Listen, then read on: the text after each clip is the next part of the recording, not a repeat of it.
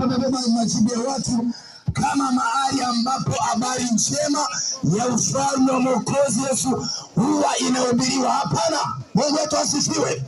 Jamani, haleluya.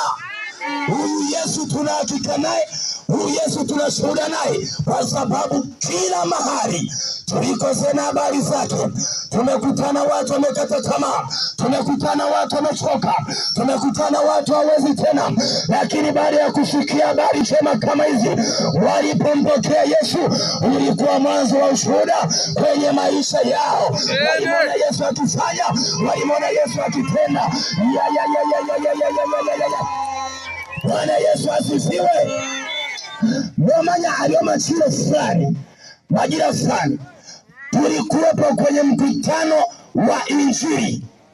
Jamani, ngambe ntagamba ananga kandi kentai. Bwana Yesu asifiwe.